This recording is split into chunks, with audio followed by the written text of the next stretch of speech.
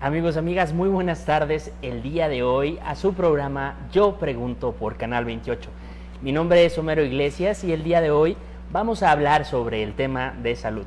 Específicamente, los días viernes están diseñados para que usted, señor, usted, señora, joven, jovencita, quien nos está viendo del otro lado de la pantalla, tome su teléfono y nos llame al teléfono 410-2028, donde con todo gusto van a tomar los datos acerca de su pregunta, van a pasar la pregunta a un servidor y vamos a exponer esa pregunta para darle respuesta.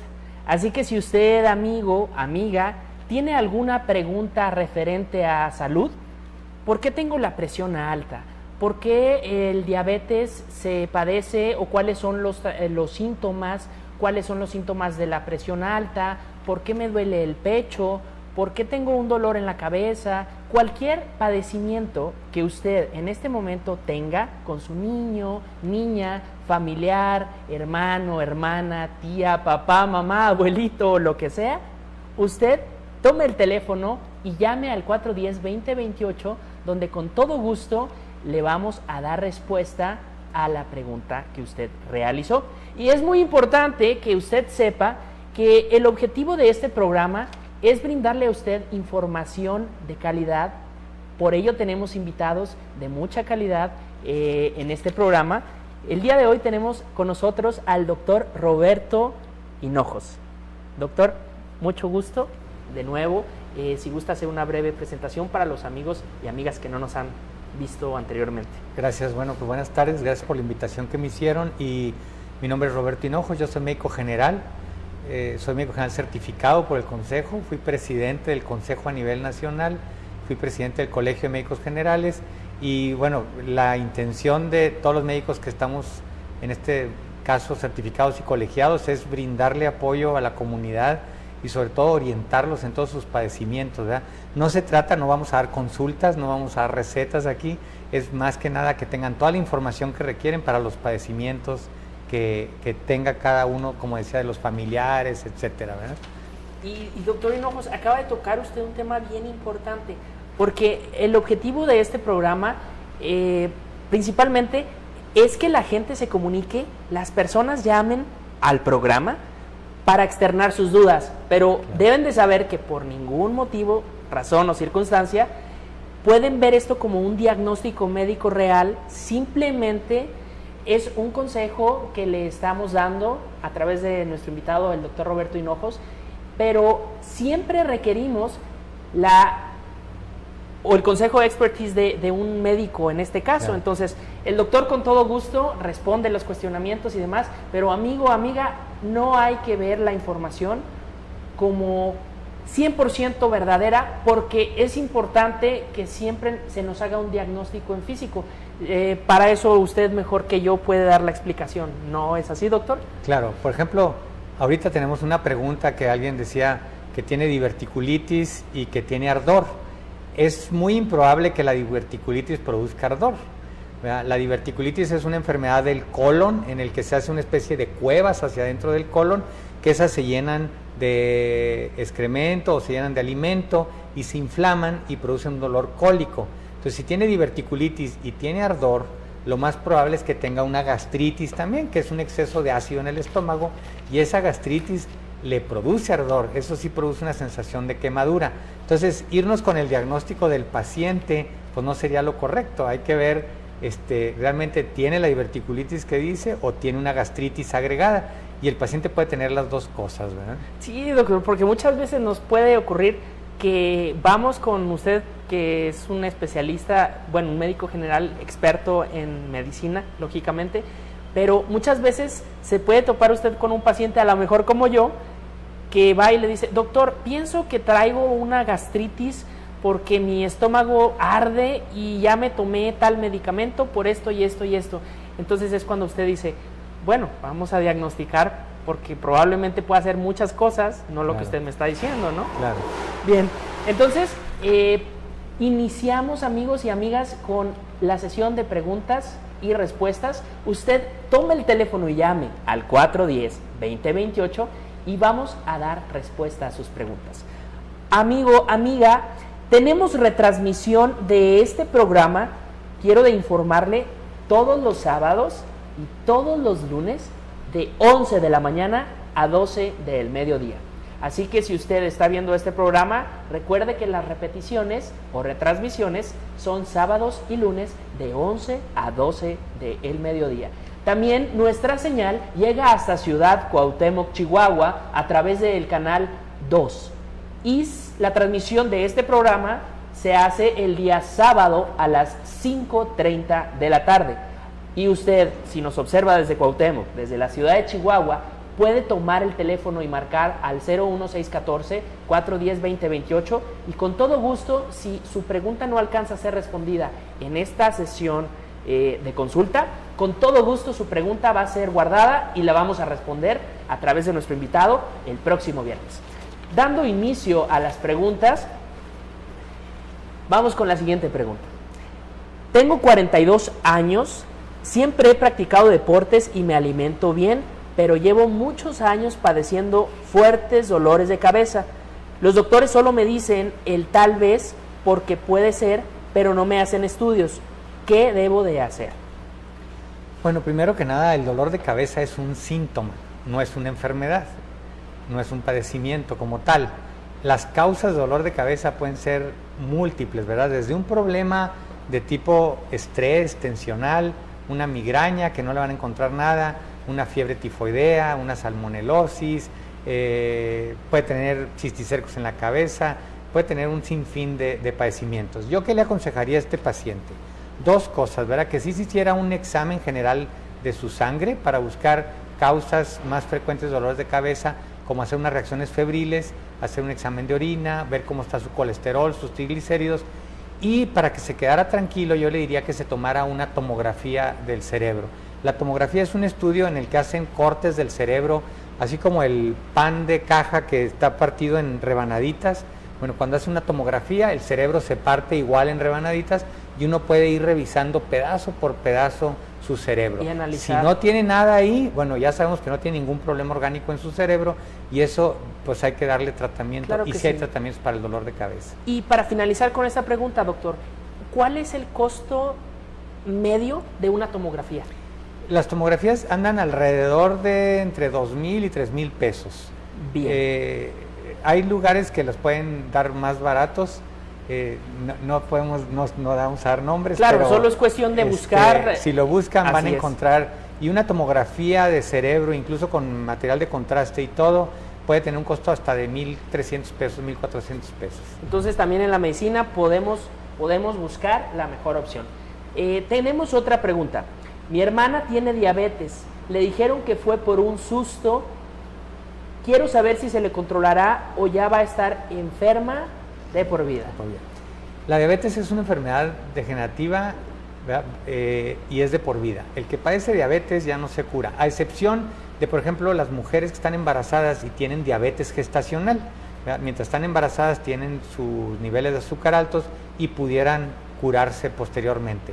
Pero cuando a alguien ya le diagnostican diabetes, tiene que hacerse la idea que es el resto de su vida. Y aquí es bien importante que tiene que tratarse el resto de su vida bien, ¿verdad? Así es. Porque la diabetes tiene 3 complicaciones principales. Uno que es lo que se llama una retinopatía diabética, afecta a los ojos, quedan ciegos. La otra que es la nefropatía diabética, le afecta a los riñones y dejan de funcionar. Y la otra que es una neuropatía diabética que afecta a todo el sistema nervioso, sobre todo en las piernas. Y una gran mayoría de los diabéticos acaban amputados. De hecho, la primer causa de amputaciones de miembros inferiores en México y en el mundo es por la diabetes. Es por la diabetes. Si se controlan, van a evitar esto, ¿verdad? Pero hay que hacerle caso el resto de la vida. Doctor, y una pregunta importante que muchas veces nos hacemos las personas: ¿cómo podemos prevenir tener diabetes en un futuro? Bueno, la diabetes, hay factores predisponentes y hay factores genéticos. Los mexicanos, en nuestros genes, ya tenemos el ser diabéticos, ¿verdad? Entonces, ya nos sacamos la lotería de ser diabéticos nada más por el hecho de ser mexicanos. Wow. Tenemos altas posibilidades de ser diabéticos o probabilidades. Pero los pacientes que tienen sobrepeso y los pacientes que no hacen ejercicio, esos dos factores son factores de riesgo para ser diabéticos. Si mantienen un peso adecuado y si hacen ejercicio todos los días, disminuyen las posibilidades de que tengan diabetes. Doctor, Sobre lo que dice que los mexicanos tendemos a padecer más diabetes, es algo relacionado con un estudio que hizo tiempo, donde a través del ADN se muestra, digamos, una radiografía de las enfermedades que puede padecer un mexicano, un europeo, un americano, un estadounidense, canadiense, etcétera.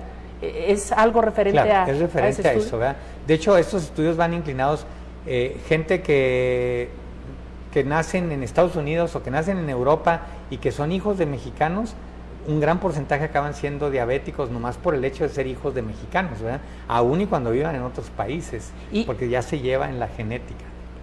¿Y qué podemos hacer nosotros como mexicanos para poder prevenir el contraer diabetes como enfermedad? Dieta y ejercicio. Dieta si los mexicanos y ejercicio. Bajamos de peso, porque desgraciadamente somos el primer lugar a nivel mundial en obesidad. Así es. ¿Verdad? Entonces, eso es una causa de que por eso estamos llenos de diabetes, ¿verdad? Se calcula que hasta el 20% de los mexicanos tienen diabetes, ¿verdad? En este momento. ¿Y qué me diría, porque es un tema importante, de las medicinas, que no son medicinas, en realidad son productos milagro para reducir la talla, el peso, los aparatos que vemos en la televisión, máquinas para hacer ejercicio desde casa? ¿Cómo ve esto que se está viendo en estos días, doctor?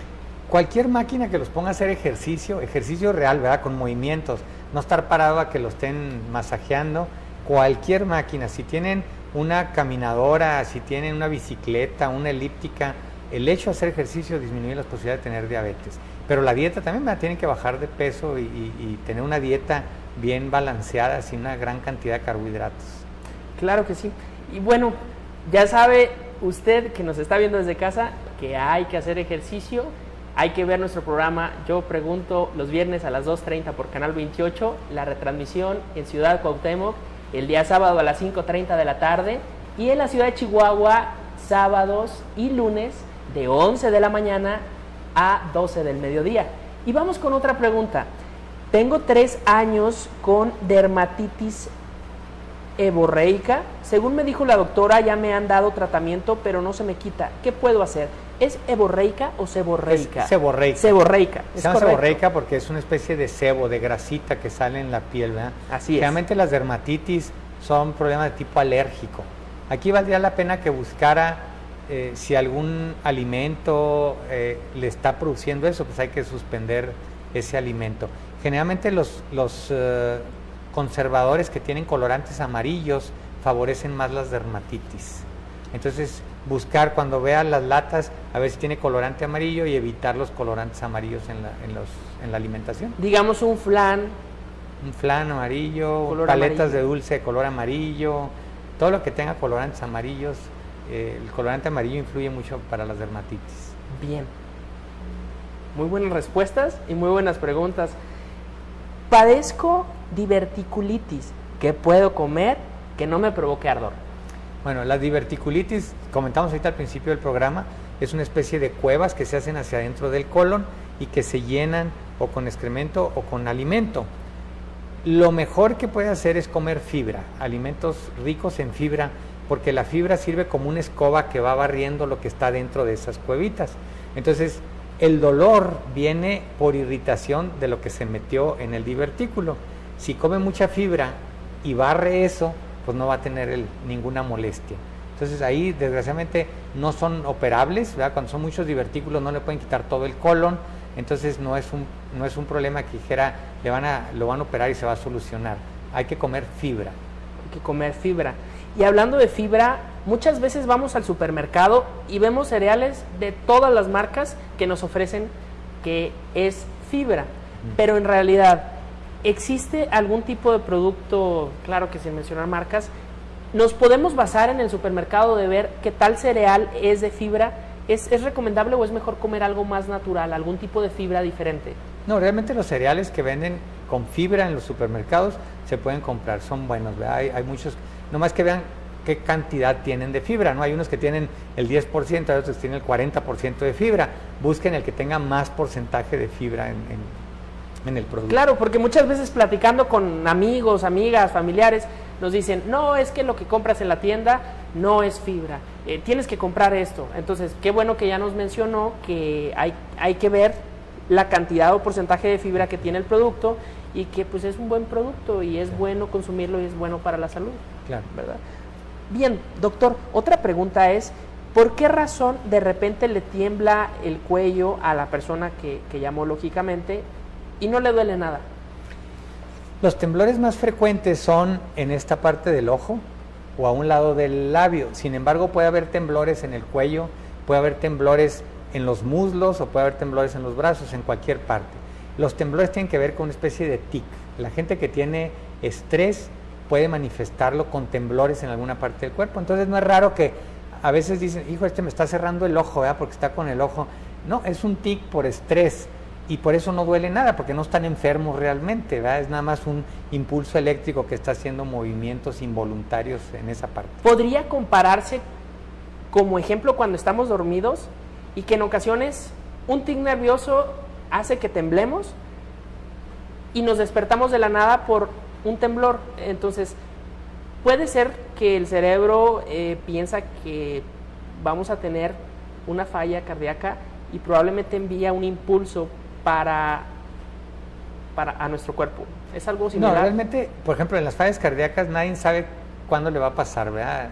Nosotros podemos estar platicando ahorita y podemos tener un infarto y no nos va a avisar nunca esto, ¿no? El estrés ahí se manifiesta más bien cuando uno está despierto. Hay una enfermedad relativamente nueva que se llama síndrome de piernas inquietas. Así es. Y la gente cuando está dormida está moviendo las piernas constantemente, ¿verdad? Se queda dormido y tira patadas, etcétera. Esos también son movimientos involuntarios y ahí es conveniente que vean un médico porque el síndrome de piernas inquietas tiene que ver con una mayor frecuencia, por ejemplo, de infartos. No es tanto como un aviso, pero la gente que padece eso puede tener más problemas cardíacos.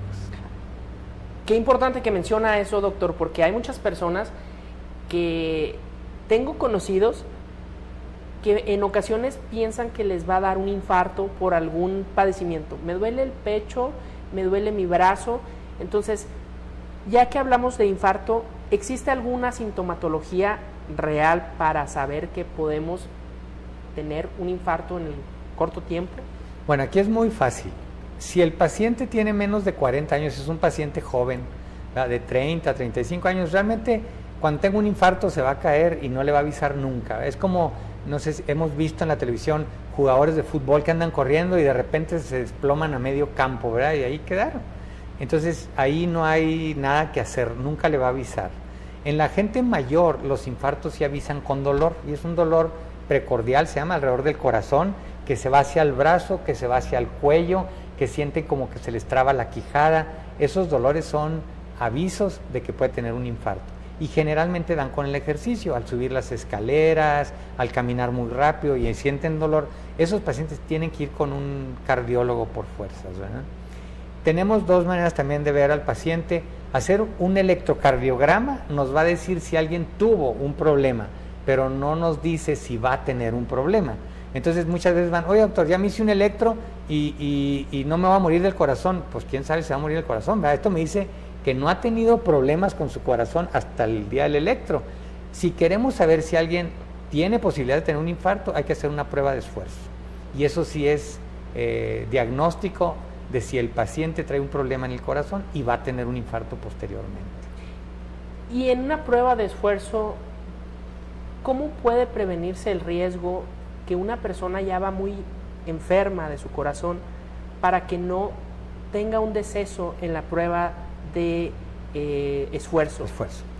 Las pruebas de esfuerzo las hace siempre un cardiólogo y siempre está un cardiólogo ahí. Entonces ponen al paciente a caminar en la banda. En cuanto empieza a haber cambios en el electrocardiograma, se suspende la prueba de esfuerzo. Entonces, la prueba de esfuerzo nos dice, ya hizo ejercicio, ya hubo cambios, hay desniveles entre donde empieza el trazo del electro y donde sigue después de la contractura del corazón, y si eso hay un desnivel, ahí paran la prueba para prevenir eso, ¿verdad? Si al paciente le siguieran a darle y darle, pues se va a infartar. Entonces, la prueba de esfuerzo se suspende en el momento que hay alteraciones en el electro. Si tiene un minuto haciendo la prueba de esfuerzo y ya se alteró, ahí lo paran. Sí, maravillosa información que yo sé que a la gente que nos está observando el día de hoy le va a ser de mucha utilidad, como me está haciendo a mí y estoy aprendiendo muchísimo. amigo, amiga que nos está viendo en casa, este es su programa Yo Pregunto a través de Canal 28, viernes 2:30 de la tarde, repeticiones Ciudad Cuauhtémoc a las 5:30 y en la ciudad de Chihuahua los días sábado y lunes de 11 de la mañana a 12 del mediodía. Vamos a una pequeña pausa y volvemos en un momento.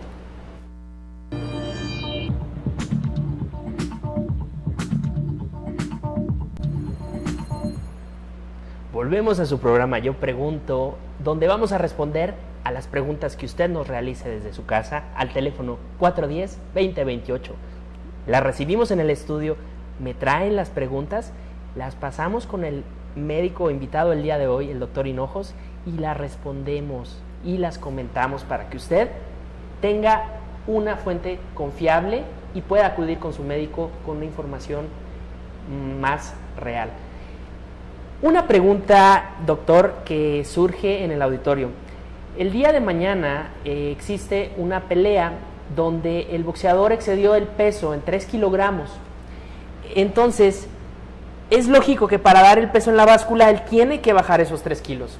Y eso me recuerda a gente que tiene que ir a una boda, que tiene un evento, que tiene cualquier cosa y trae kilos de más.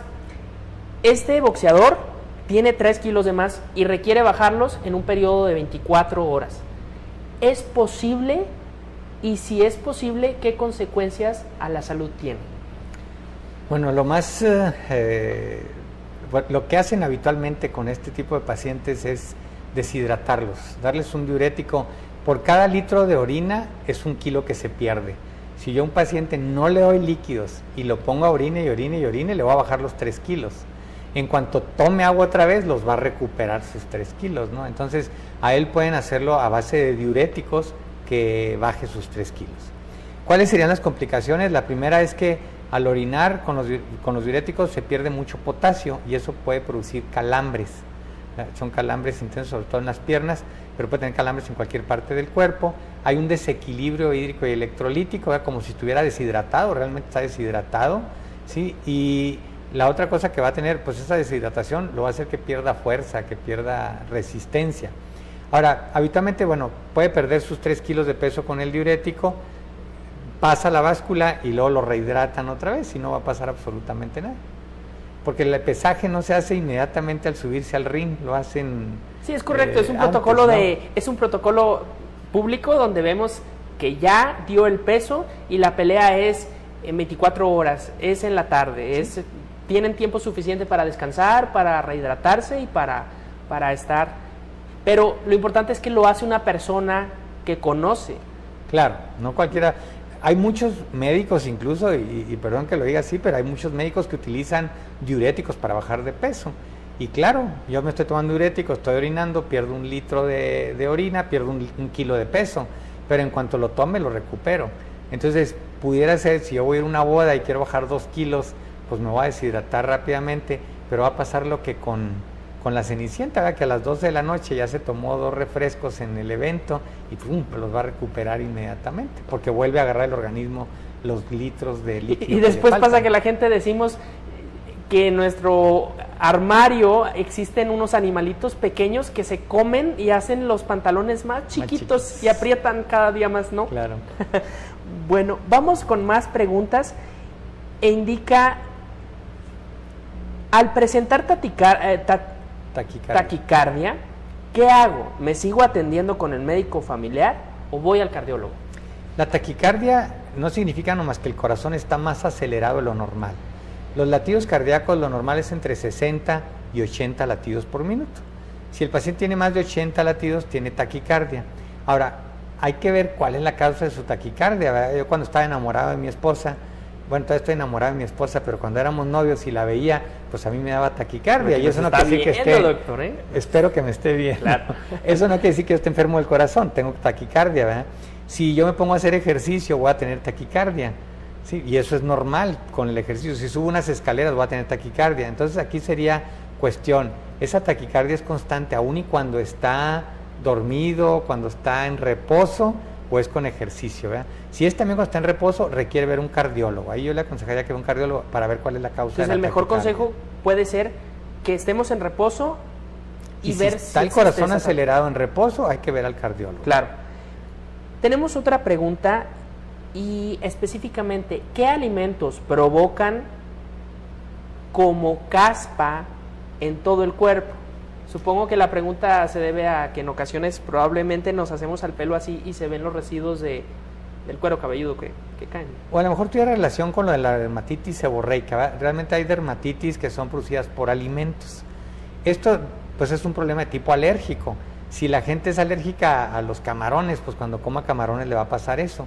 Aquí yo qué le aconsejaría, busque cuáles son los alimentos que le están produciendo el problema, ¿verdad? Y hay que evitar esos alimentos, no hay otra. O la otra posibilidad sería ver a un alergólogo. El alergólogo le hace una serie de pruebas en la piel, en los brazos o en la espalda, y entonces buscan qué alimento es el que le está produciendo eso y le pueden hacer una vacuna que haga que ya el alimento no le produzca su problema. Ese es un punto bien importante que está tocando el doctor. Existen pruebas que realizan los alergólogos, es con una pequeña navajita, algunas de ellas en nuestro brazo, hacen pequeñas incisiones que no duelen, ni pasa nada, pero es para rasgar la capa superficial de la piel y ponen diferentes alergenos, café, polen, etcétera. Entonces nuestra piel reacciona y el doctor, en este caso el alergólogo,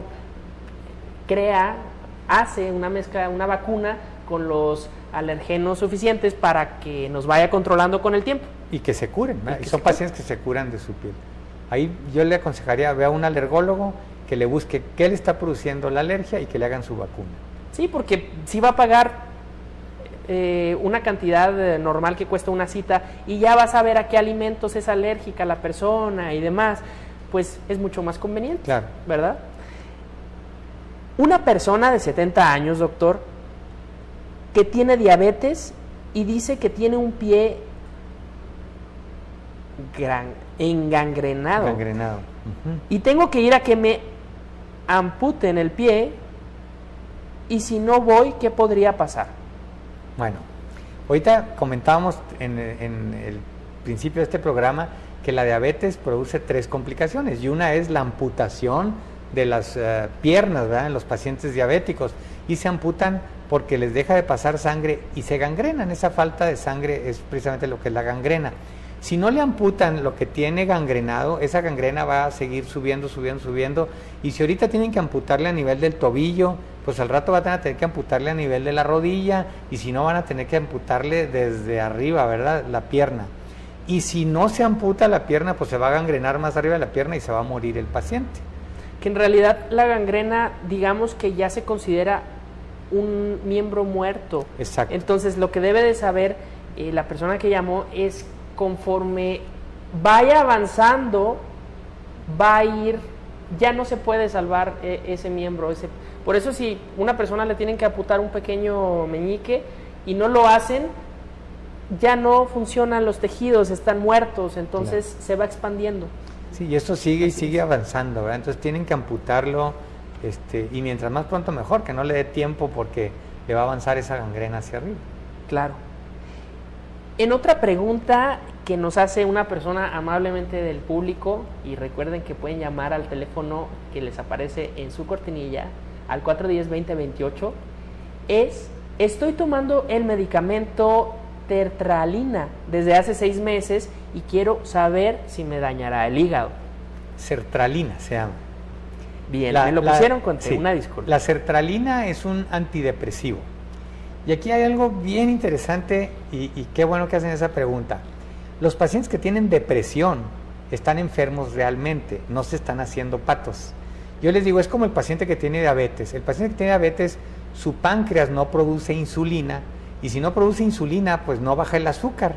Si yo le digo que le eche ganas, que coma poquito, le puedo decir 1000 cosas, pero si su páncreas ya no produce insulina, pues el azúcar no le va a bajar.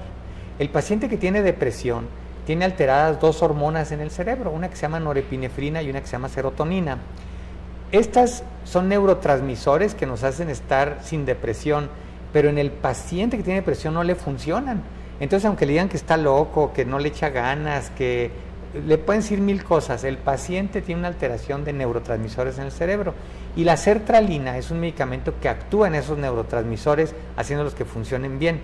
Entonces los pacientes se curan de la depresión, tienen que tomarlo por tiempo prolongado. 6 meses es muy poquito, yo le diría que lo va a tener que tomar 1 año, probablemente 2 años, y no le va a pasar nada al hígado, que al final de cuentas era la pregunta, que lo tome con toda la confianza que su hígado no va a tener problemas y que tiene que tomarlo por lo menos por 2 años. Y si aún así, porque habemos personas que muchas veces nos sugestionamos y decimos, no, yo siento que mi hígado se está afectando, existe una prueba de laboratorio mediante sangre donde ve su hígado cómo está.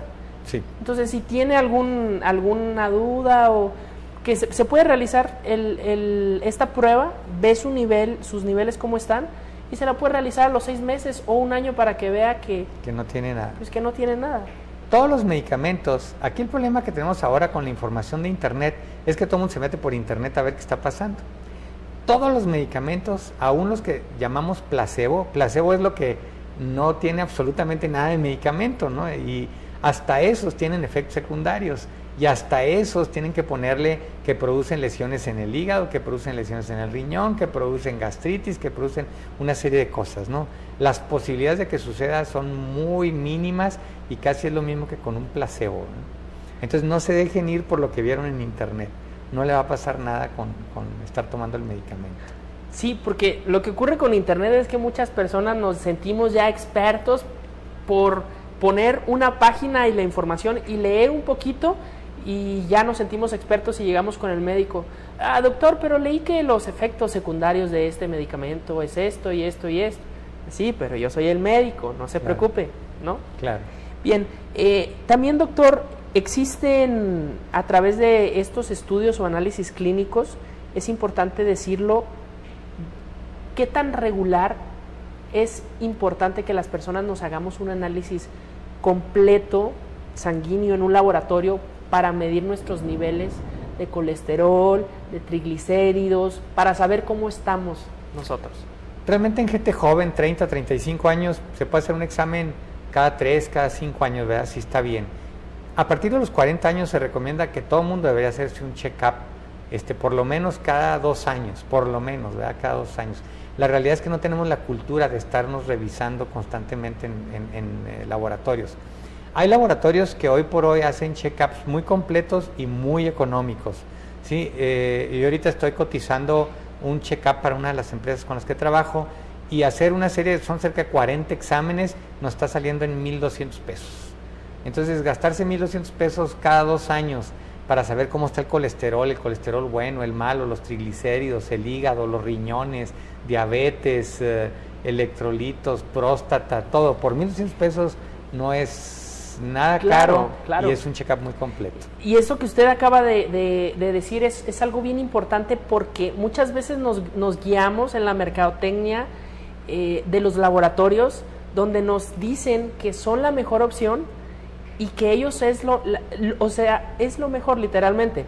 Y existen muchas opciones en el estado que a lo mejor no son laboratorios reconocidos, pero en el pasado fueron de los pioneros, y grandes hospitales aquí en la ciudad de Chihuahua, lo digo con información en la mano, mandaban a los pacientes con esos químicos, con esos especialistas que ni siquiera radicaban en la ciudad de Chihuahua. Entonces, créame, amigo y amiga, que existen opciones de laboratorios. No se deje o no se vaya con la idea de los precios que manejan por la mercadotecnia, por el volanteo. Investigue las diferentes opciones que hay. Ese mismo estudio que usted menciona de 1,200 pesos, doctor, que pueda hacer en un laboratorio excelente con químicos de gran renombre, probablemente si vamos a un gran hospital, ese mismo estudio nos lo vendan en 5,000 o 6,000 pesos, ¿no? Ya hicimos el comparativo y más o menos son entre 4,500 y hasta 6,000 pesos en hospitales contra lo que nos cuesta en este laboratorio, que es un laboratorio de muy alta calidad y de mucho prestigio, y como dijo, de alguien que lo fundó antes de que otros hospitales existieran, ¿no? Así es. Tengo la gran dicha de conocer a esa persona de la que usted habla, y por eso es que le estoy hablando del tema. Entonces, créame, amigo y amiga, no se vaya con la primera impresión de ver una gran marca de renombre, de ver un gran hospital, porque existen estudios. Lo que importa es el estudio, la calidad técnica, y que el personal tenga los equipos e instrumentos necesarios para realizar estas pruebas. Si a mí me ofrecen un estudio check-up de 40 diferentes estudios en un lugar y en otro lugar me ofrecen el mismo estudio de esos mismos 40 análisis, significa que tienen los mismos aparatos, tienen la misma maquinaria, pueden variar las marcas, pero lo importante es que el resultado es lo mismo. Lo que cuenta. Qué importantes temas estamos tocando el día de hoy, doctor. En otra pregunta, a mi mamá le mandaron a hacer estudios de la tráquea. ¿A qué se puede deber? Híjole, la tráquea es un tubo por donde pasa el aire y la realidad es que enfermedades de la tráquea que tengan que estudiarse serían tumores, sería una de las cosas que habría que checarle, ¿verdad? Pero es muy difícil hacer un estudio de la tráquea, tendrían que meterse, como hacer una endoscopía, cuando se hace una endoscopía para revisar el estómago por dentro, así tienen que meterse a la tráquea, y eso tienen que hacerse en un hospital. ¿Sí? Sería el estudio que le tuvieran que hacer es para buscar alguna tumoración o algo que tuviera dentro de la tráquea. Y el estudio que se está realizando últimamente, donde es una pequeña cápsula con una microcámara, sí, que algunos médicos la realizan, y es importante que las personas que nos escuchan sepan que existe el método tradicional donde hacen el estudio completo y existen otros estudios por el precio similar.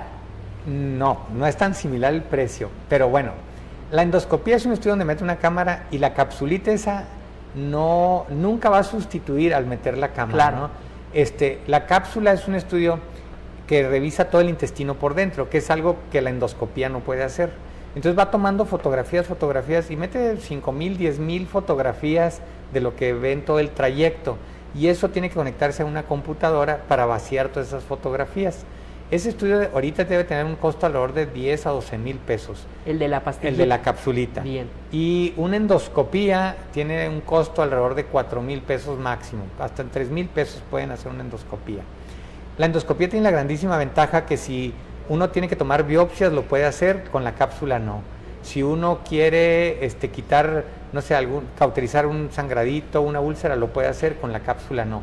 Entonces es mucho mejor meterse con la endoscopía que meter la cápsula. Y qué importante que acaba de explicarnos esa información, doctor, porque muchas veces las personas decimos, es que acaba de generarse una tecnología que te pones una cápsula y toda la información sale inmediatamente, pero qué bueno que nos explicó las diferencias y cada cosa es para lo que es, ¿no? Claro. Bien, amigos, amigas, llamen al 410-2028. Recuerden, este es su programa Yo Pregunto, donde el día de hoy estamos hablando sobre salud. Vamos a una pequeña pausa y volvemos en un momento.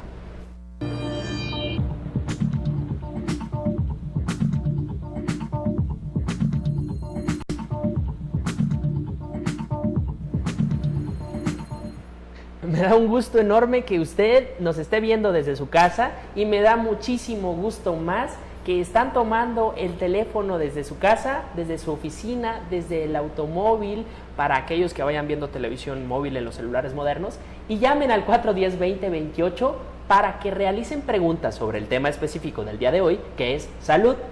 Les recuerdo que este programa se transmite totalmente en vivo los días viernes a las 2:30 de la tarde, con retransmisiones en la ciudad de Cuauhtémoc los sábados a las 5:30 de la tarde, y en la ciudad de Chihuahua los días sábados y los días lunes de 11 de la mañana a 12 del mediodía.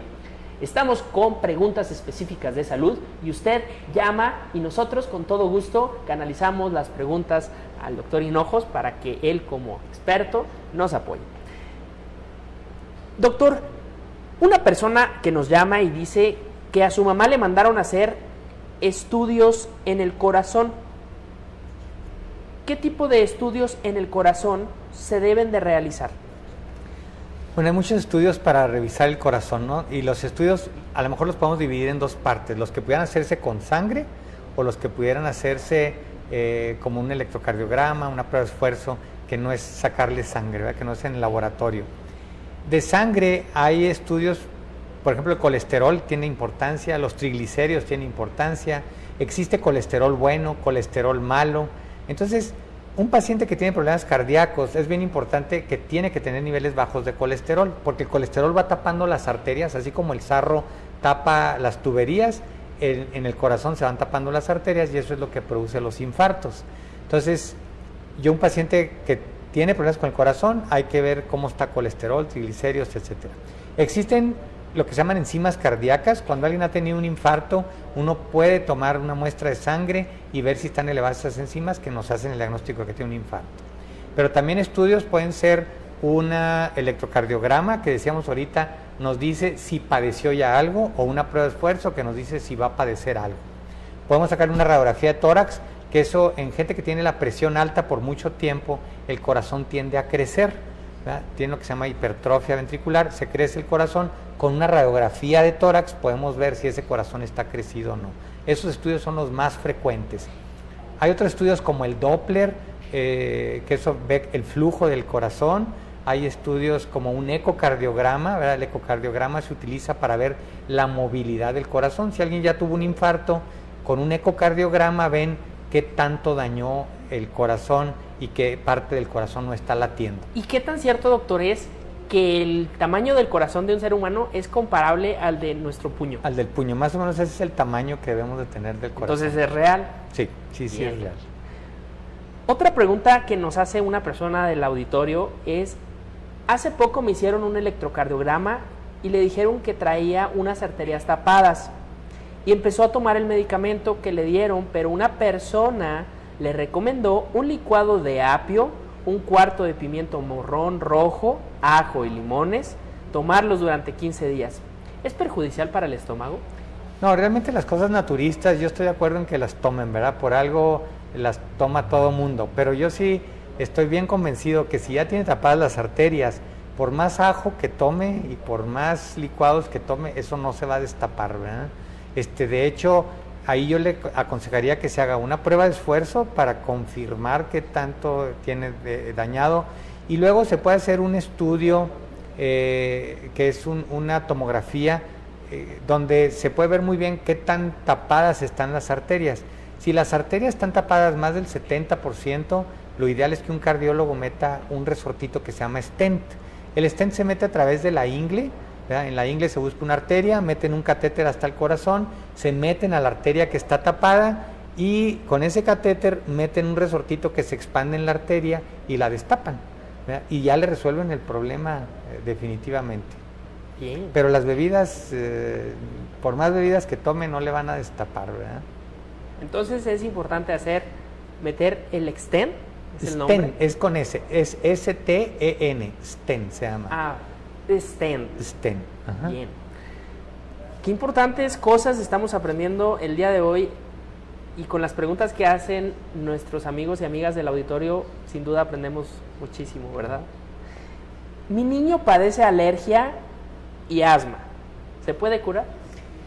Sí, de hecho, los niños muy frecuentemente padecen rinitis alérgica, y la rinitis alérgica está muy relacionada con el asma bronquial. O sea, un gran porcentaje de los niños con rinitis alérgica van a tener asma. A veces nos esperamos a que el niño tiene asma para ir a consulta, para empezar a tratarlo. Aquí tenemos que tratar al niño desde que tiene rinitis alérgica, porque va a ser un problema asmático si no lo tratamos a tiempo.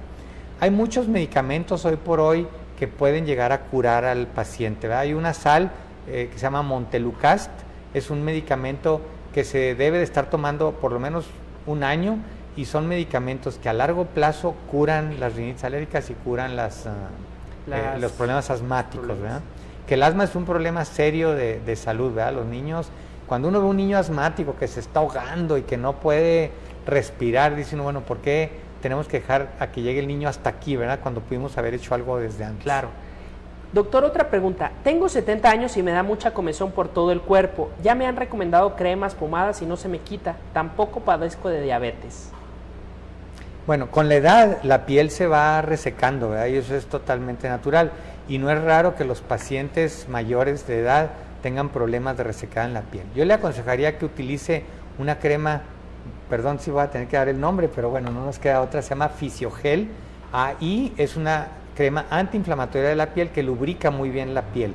Esa pudiera ser un medicamento que le pudiera ayudar mucho a su piel. A la piel. A la Bien. piel seca. Doctor, una pregunta adicional.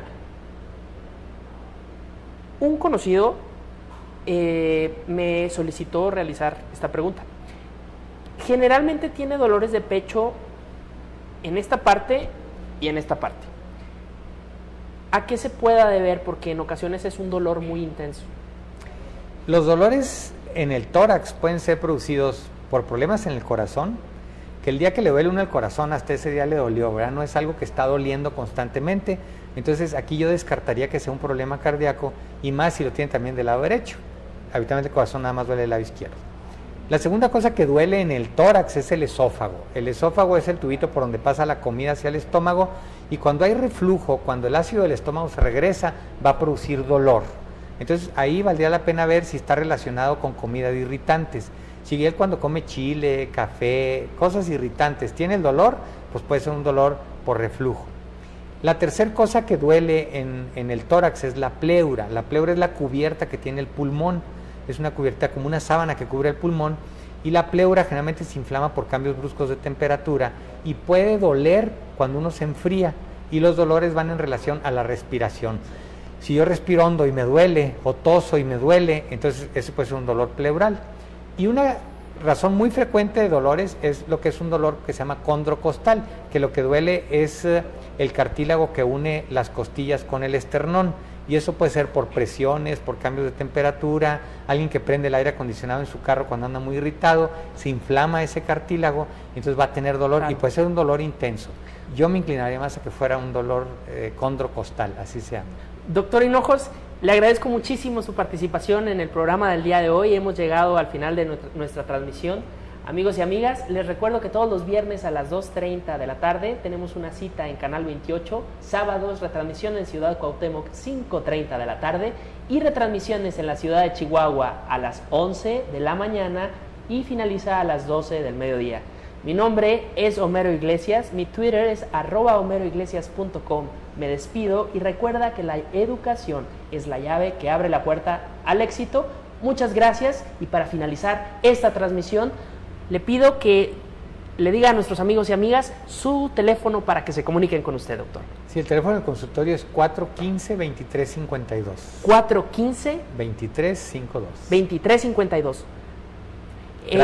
Ubicado usted. Estoy en los consultorios de la Clínica del Parque, en la calle 16 y de la Llave, y mi horario de consulta realmente es todo el día, ¿verdad? Yo nomás me dedico a la medicina particular, no trabajo en ninguna institución, entonces ahí estoy habitualmente todo el día trabajando.